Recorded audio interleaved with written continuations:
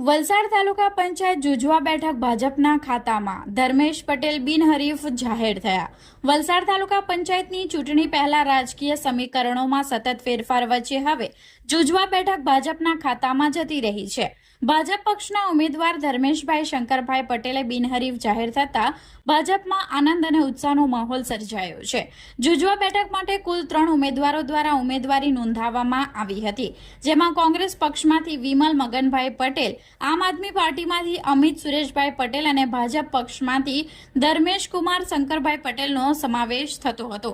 પરંતુ ચૂંટણી પ્રક્રિયા દરમિયાન કોંગ્રેસ અને આમ આદમી પાર્ટીના બંને ઉમેદવારોએ પોતાના ઉમેદવારી ફોર્મ પરત ખેંચી લેતા સ્પર્ધા એકતરફી બની ગઈ હતી, જેના પરિણામે ભાજપના ઉમેદવાર ધર્મેશ પટેલે બિનહરીફ જાહેર થયા છે। ધર્મેશ પટેલ બિનહરીફ જાહેર થતા તેમના સમર્થકોમાં ખુશીની લાગણી છવાઈ ગઈ છે।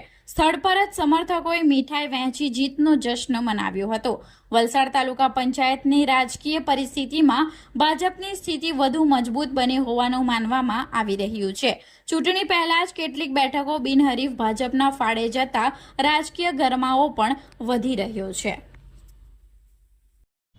સૌપ્રથમ તો નમસ્કાર સૌને। જે અત્યારે મીડિયાના આપણા જે છે એમનો પણ આભાર કે જો આપણે હાલ અમારી પાસે ઇન્ટરવ્યૂ લઈ રહ્યા છો। સૌ પ્રથમ તો દેશના વડાપ્રધાન જેમણે આટલો મોટો બહોળો પ્રમાણમાં વિકાસ કર્યો છે તે હિસાબે અહીં ગુજરાત લેવલ પર પણ એટલો વિકાસ થયો છે, એ જ હિસાબે આપણા વલસાડમાં પણ વિકાસ થયો છે। શેષ નેતૃત્વ જે અમારું વલસાડનું પણ છે એમનો પણ ખૂબ ખૂબ આભાર, જેથી જેમણે એટલો વિકાસ એવી રીતના કર્યો છે કે આપણા બધા સંગઠનના અને પદાધિકારીઓ છે એમણે પણ વિકાસ કર્યો છે।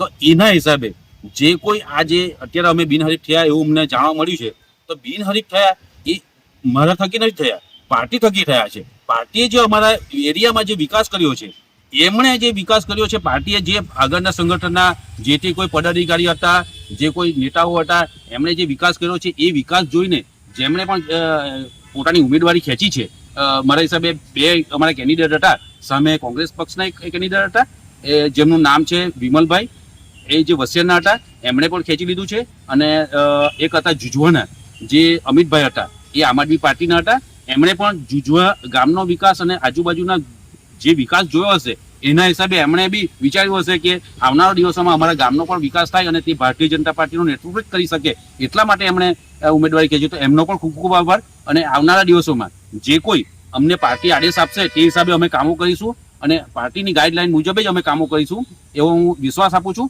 અને અમારા વિસ્તારના વસિયર છે, અટકપાડી છે, પાથરી છે, જુજવા છે, એ જે અમારા 4 ગામો લાગે છે એમનો એ જનતાનો પણ હું આભાર માનું છું કે જેથી કરીને હું આવનારા દિવસમાં એમનો પણ જે સંતોષકારક જવાબ આપીશ, સંતોષકારક કામગીરી કરવાની કોશિશ કરીશ। મારા થકી જેટલું બી કામ થશે એ લોકોને હું સંતોષકારક કરવાની બનતા પ્રયત્ન મેં કરીશ।